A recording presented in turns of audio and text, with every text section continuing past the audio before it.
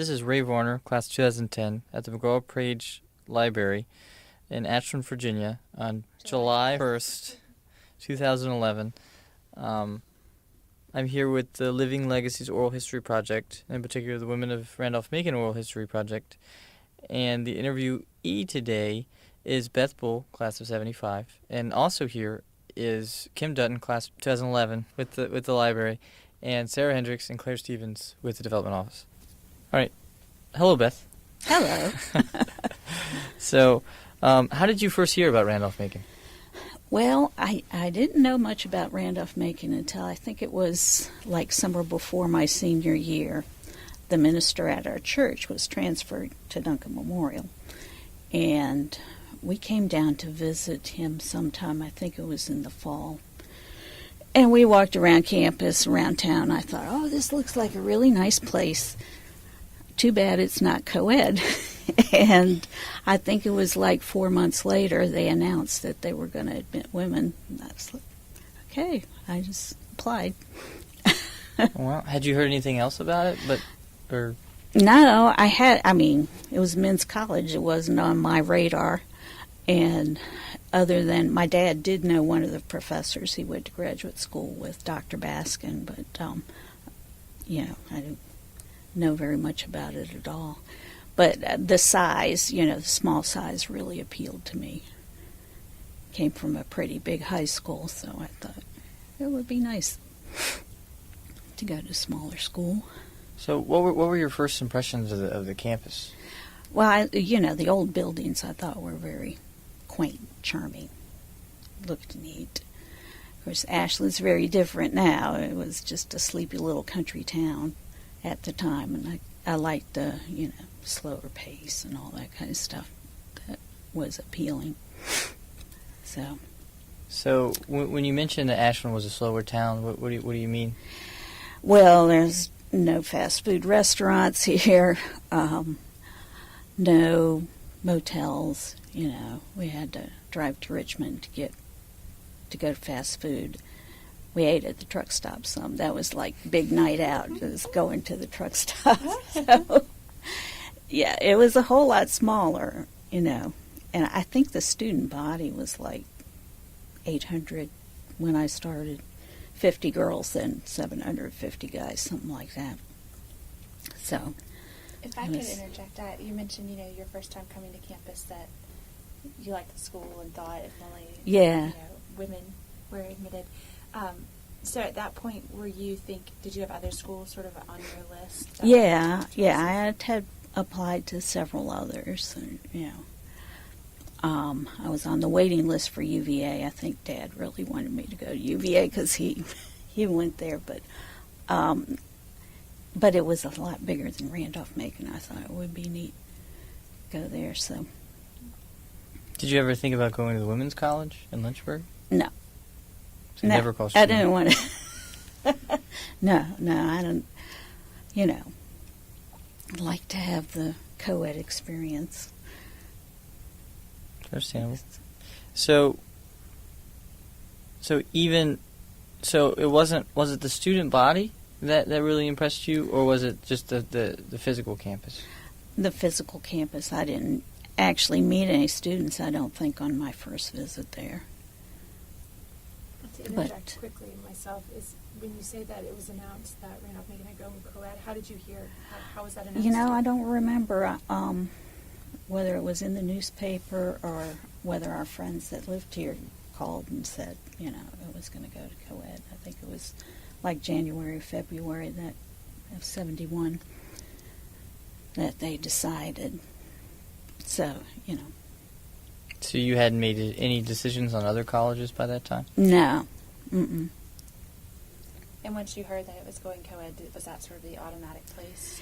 Yeah, at that point, I was still waiting to hear from UVA, but I kind of, really liked the idea of coming to Randolph-Macon and being one of the first, like being a pioneer and, furthering the cause of women's liberation and, knocking down the barriers. So I thought that would be neat. Can you tell us about first arriving on campus as a freshman? Well, see. I know they had all of us girls come down before classes started, in the summer, so that we could get to know each other. I didn't know any of the girls beforehand. And I got to meet my roommate for the first time there. And we just stayed in one of the dorms and hung out. So I liked that, Nobody else was here. But So only the girls. There were no Yeah. guys invited. So not even the freshman guys. just us girls. Do you remember anything else you did during that orientation, or with the girls? I have very vague memories about it. We saw where our dorm was. They gave us a wing in Mary Branch. All the girls were in that north wing, I think. And we just hung out together, They talked a little bit about the school, but I don't remember that much. So. Mm-hmm. And at that point, was the campus, I guess, ready for women? Had changes been made to the physical campus? I don't know what changes they made, actually. I know, when we first started out, I think they were kind of scrambling to come up with some kind of physical education program because they hadn't exactly thought that through. We didn't have any basketball teams. It was like high school gym class. We just did calisthenics, whatever, So it evolved, I guess. So, so you lived in Mary Branch. Mm-hmm. Do you remember anything about the visitation policy? Yes. I'm trying to remember what the hours were. They didn't. The administration had a curfew, I believe, and they didn't want men in the dorm after hours. And we ignored that, and we butt heads with the president. Got into a big to-do. I think one guy got expelled because he was caught coming out of the women's dorm, and that's when we had the big protest. We had to sit in around the fountain, and all this. I think Times-Dispatch sent a photographer and everything. So I don't remember that they actually changed the rules at that point, but we didn't follow them. We and nowadays they have co-ed dorms. So. It's funny. Did you participate in the protest? Yeah. So can you tell us anything about that? Or I just remember sitting around the fountain and hearing Dr. White talk, President White talk about it. I don't remember what he said or anything, but Who's the organizer? I don't know. It was both women and men there, not just the women. So. do you? I guess you don't remember who had. Was it a man that had gone in the women's dorms? Yeah. So, do you remember maybe who the woman was that? I don't. Yeah. Yeah. I don't think he was actually dating anybody in the dorm. He was just hanging out. Mm-hmm. He was expelled permanently. There was no. Well, I'm trying to remember. I can't remember. I don't know if they let him back in or he just decided to transfer. Yeah, he didn't want to.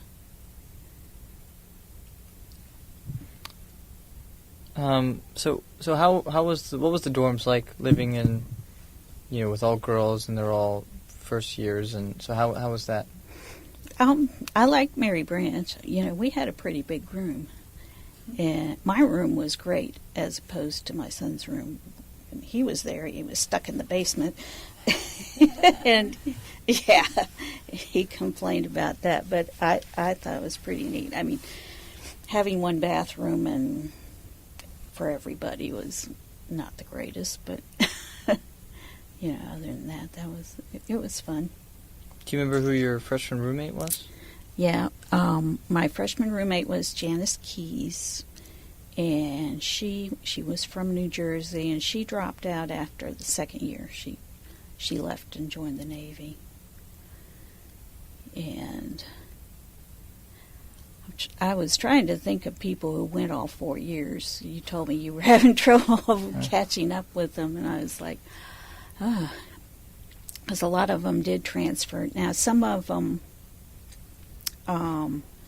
in that first group of 50 were transfer students to begin with, so some of them were not class of 75, they were earlier, so I know a couple of them.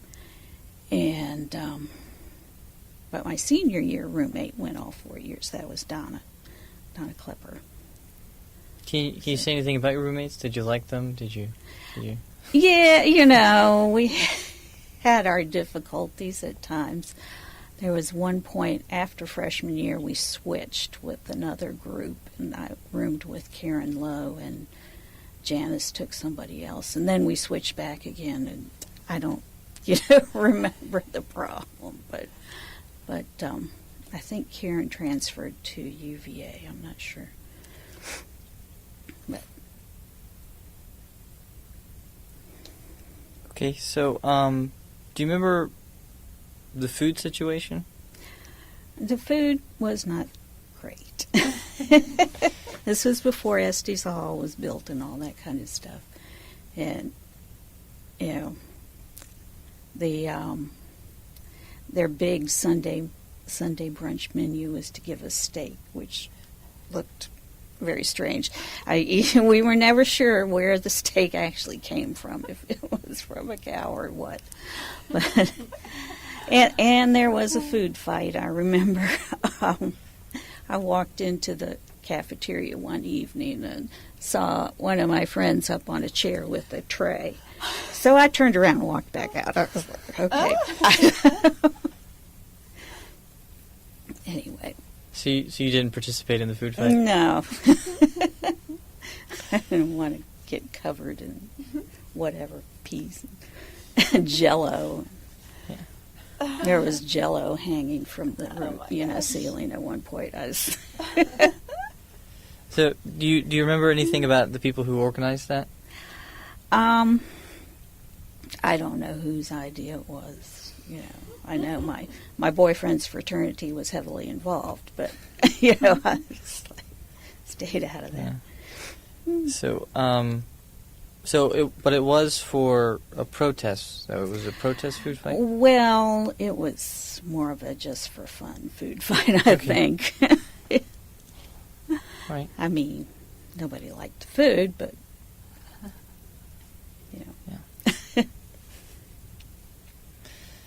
Yeah. So can you tell us anything about your social life? Because you mentioned that you had a boyfriend at a fraternity. Mm-hmm. So what was your social life like? Well, Randolph-Macon still at that point was kind of a college that pretty much emptied out on the weekends. But I met the first guy I went out with. I met him shortly after school year started, and I dated him for 3 years. And he was involved in the fraternity, so we pretty much hung out at the fraternity and, did whatever. We went out to eat at either a truck stop or Celebrity Room was nearby. That was the closest pizza place. We went up to see them. And, had the usual fraternity parties and stuff. Which fraternity was he in? API. Okay. So can you say anything about that fraternity? It got into trouble a lot. It was funny. They were always cutting up, but they were the one fraternity that had the highest grades of any of the others on campus. So there were a lot of crazy guys, but we made some good friends. My husband and I still keep in touch with some of the guys. And was your husband also an 8? Yeah. So were you a little sister, or? Well, they didn't call us that. Yeah, I shouldn't say. But, at a later point, they started talking about getting together, a sorority and stuff like that. And so I think it wasn't until like junior or senior year that they sort of developed little sisters. And, yeah, I went to a couple of the meetings, but we was pretty a loose bunch. We didn't really organize or do anything. So, just hung out with the guys. okay, but there was talks of getting more organization, I guess. Yeah. Okay. So did you do anything else on campus? Did you participate in any clubs or anything? I sang in the chorus for the first 2 or 3 years, I guess. I did that. That was the only club that I belonged to. You had mentioned that your minister moved to Duncan Memorial. Yeah. So when you came here, was he still a minister? What was that like? Well, I didn't see them. I didn't go to church every Sunday, and I didn't see him all that much, except his daughter ended up coming the year. She was a year behind me, so she was there Is it too. right? Yeah. Okay. Yeah, Shirley Ruth. And, yeah. So I run into them every now and then. Of course, whenever my parents were in town, we would visit them and see them in the Baskins. Yeah. But you never felt like he was watching you or anything like No. that, reporting to your parents? No. Dr. Baskin was a friend of Dad's, and he and Dad both tried to talk me into taking economics classes, but I never did. I did work for Dr. Baskin in the office for a little while, doing just clerical stuff for him, but yeah. Okay. So you talked about your roommates in your. Can you tell us more about maybe the relationships you had on campus, maybe some of your friends, or? Let's see. I had the same roommate, Janice, for the first 2 years, and then another one, Donna McAfee. I don't know if she went all 4 years or not. I haven't. I've lost touch with her. She was junior year. And then by senior year, they had run out of room in Mary Branch. And they told the seniors that they could get apartments, off campus if they wanted to. We ended up going into the little apartments behind the motel dorms. They were for married students at the time, but they had one available, and a bunch of us girls lived back there. So, and that was nice. It was, a little apart from things. So did you hang out with those people a lot? Do you have any stories or anything? Well, not really. I mean, I hung out with them some, but I usually hung out at the fraternity more. Okay. Did you feel like there was a particularly special bond between those first women that you all were the first women on campus and well, pioneers, as you said? I mean, I haven't kept up with any of them.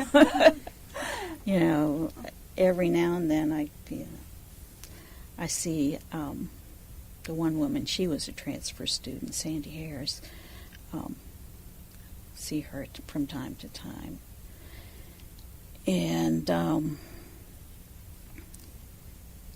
don't really remember hanging out with them all that much. So, do you remember anything? Because you were close with the fraternity brothers, I guess, or with them. Do you remember any of their girlfriends that you were close to, or did you spend a lot of time with? Or yeah, one of the guys was dating Sandy, and she I think she transferred from VCU. She graduated a couple years ahead of me, and there were a couple other girls that were from Randolph-Macon now a lot of the guys still, when I was in Mains College, they traveled to either Mary Washington or VCU to find dates, because there weren't enough girls to go around on Randolph-Macon. So they continued to do that, got to know some of them. so you feel like you were pretty close with all of their, I guess, girlfriends, I guess? Yeah. So, do you keep up with any of them? Or do you? No, no. Other than Sandy, I hear from her from time to time, but I don't see her that much. Okay. So, just as a woman on campus, did you feel like a woman on campus? Did you feel like a student, or was it definitely? Did you definitely feel like a woman? Might be a weird question. I mean, I think, there were some guys that didn't want to go to co-ed, I'm sure, but everybody was nice to us. Nobody was mean. And the professors treated us well, too, I felt like I got a good education, good relationship with them. So, what about just, we mentioned kind of before, had they gotten ready for you, were the other facilities, other than the dorms and everything, how were the bathrooms?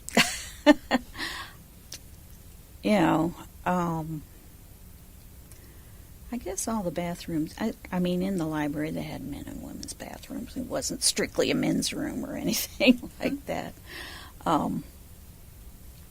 It was fine. Were there urinals in the bathrooms, the women's bathrooms? No. You don't remember that? I don't remember that. They must have taken those out of Mary Branch. Because I don't remember seeing. I remember hearing stories from other women that have said they've been. Pink or something. Yeah. Didn't necessarily take them out, just try to make them blend in. Yeah. So I guess you didn't notice them. So I that's didn't good. notice. Yeah, they were walking around. So you felt the professors would treat you the same as a woman as they would treat the male students? I think they did, yeah. I mean, I was pleased with all the professors I had. All right, well, it's a good, so which professors did you have? Which ones do you remember? Well, I majored in English, and I think my first faculty advisor was William Gray. He was an interesting guy. And then it switched over to Mr. Hasker. He was really good. So, trying to remember what classes I took. I can't even. But remember all Mr. those, Hasker, so you liked him? Mm-hmm. Oh yeah, I had him for freshman English, and I know he had a reputation for being really hard, but he was good. He was really interesting. So you never felt as a woman that he treated you any differently? No, I didn't. Okay. Well, how did he treat you? Did he treat you just like one of the other students. I remember talking to him. I didn't get a great grade freshman year from him, but I went into his office and talked to him about stuff, and he was good, helpful.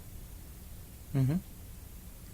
Were any of the other professors memorable, or had any cool experiences or anything with them? Well, Dr. Gray was a funny guy. He was a little flamboyant, and he knew a lot of famous writers and stuff. He had met T.S. Eliot and Tennessee Williams. And he actually invited us over to his apartment one evening and sat and talked, but, he was a funny guy. And I trying to think, I guess I took most classes from those two guys. I had classes with some of the other English professors. But, and then Buster Ward, the music professor, he directed the chorus, so I got to know him. He was also faculty advisor for my boyfriend's fraternity, so we saw him some. He went to his house one time for a party. And I did think I hung out with some history majors, so I got to know a couple of the history professors. And it was funny, when my son went here, he took a class from Thomas Porter, and Andrew told him, oh, my dad took a class from you when he was in college, and I think Dr. Porter was like, oh my God, I'm really old. So, he had just started. I think our junior year, he was not that much older than we were. So, do you remember B.J. Seymour any? Mm-hmm. Yeah, she was Dean of Women. I never took any classes from her, but I don't remember talking to her all that much, but yeah. Okay. This might be a little bit off topic, but just the idea that so you had a boyfriend when you were here basically the whole time, either your first boyfriend or your now husband. So was that the case to most of the girls? Did they have? I don't think so. I don't know. Some of them had boyfriends at different colleges or from back home, stuff like that. But several of them dated guys from here. Donna married a guy that went here, and Sandy married a guy that went here. And a couple of the girls in the classes after me, dated guys in the fraternity and got married and divorced and all that stuff. Was it pretty normal though for a girl to be here that she wouldn't be single, that she would probably have a boyfriend at the time? Or I don't know what the ratio was for anything, but yeah, I think most of them went out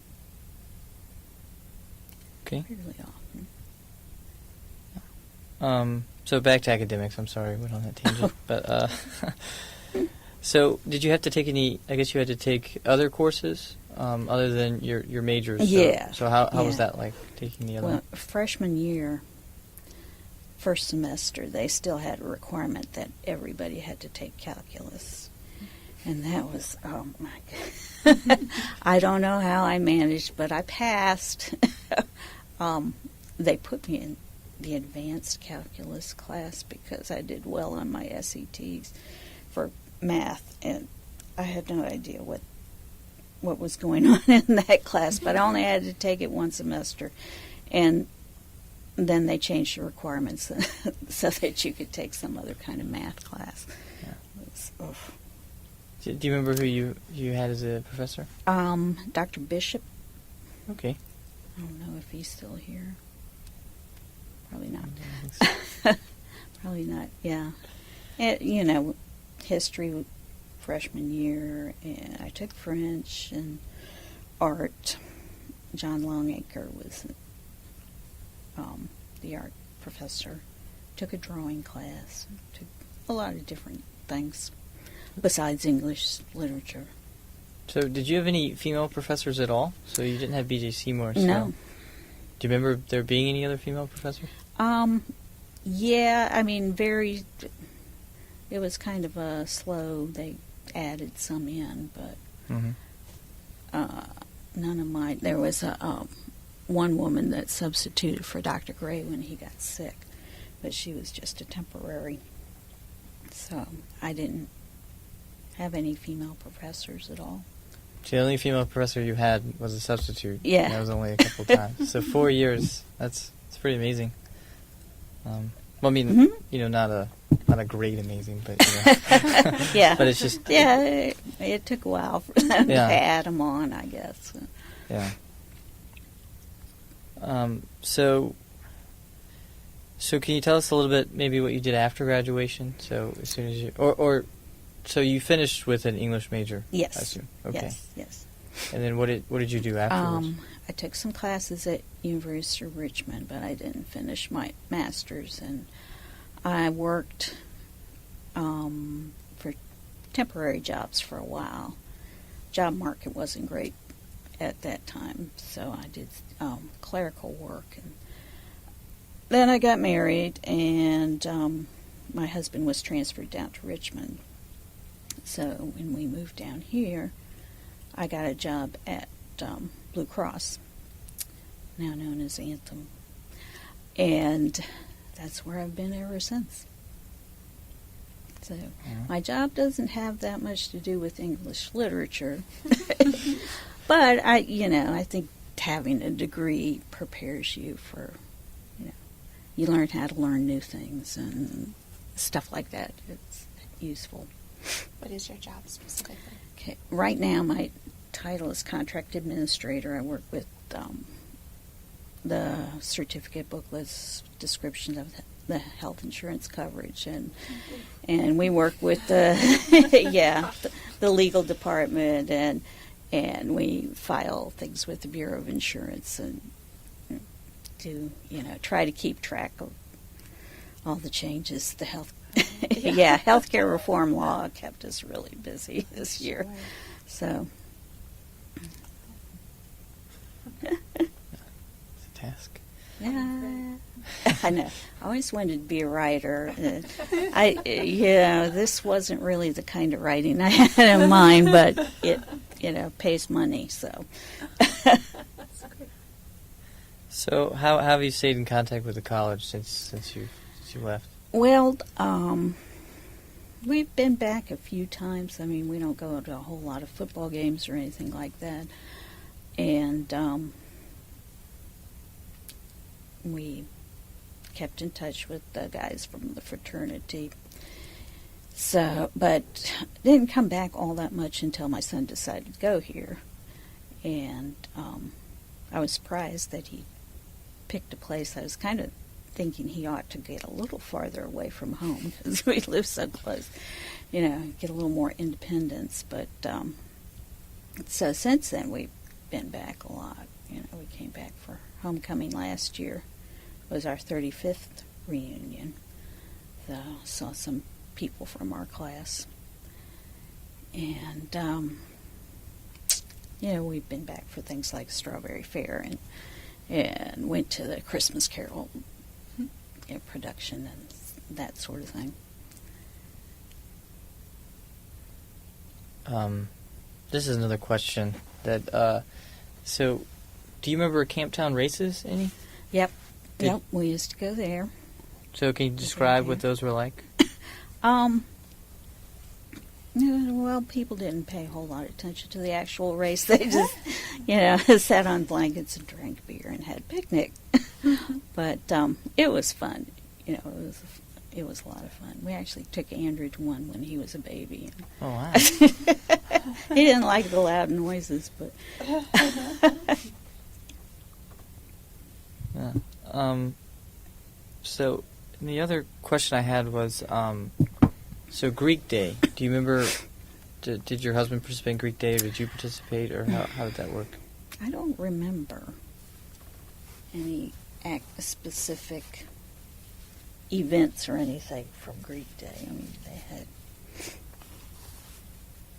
I don't even remember how they recruited new members to his fraternity, but... I was mean like the field day they used to have, where they would compete against each other, and... I don't remember that at all. Yeah. I was curious if the girls, competed too, since they couldn't, join a fraternity, but they would participate. As spectators is the only, Okay. Later on, they participated as as dorms you got against more, dorms, but more yeah. girls. I was curious. If you have any questions. Well, is there anything, I always like to ask if, as you were thinking about coming up here today and your thoughts on your experiences, is there anything that we didn't touch on that you wanted to share, particular stories or memories? Well, I think we hit a lot of the highlights, I had a good time while I was here, so it was a good experience. Mm-hmm. The question I always like to ask is, and I guess you had a son who was very recently here, but I guess it's different giving your son advice.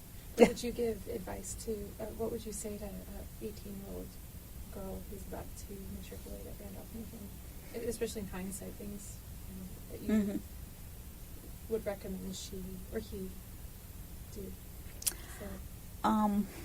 Well, I felt it was important for our son to live on campus, to get that experience, even though our house is like 10 miles up the road. But, I would recommend that. Of course, I don't know what the ratio of men to women is right now, but I think women are taking over. So, pretty much. So, it'll be like any other college, I guess. Yeah.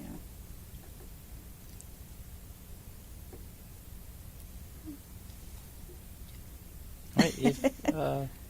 Yes. If that's everything, and if you don't have any questions, then I guess we're done. But thank you for your time. Okay.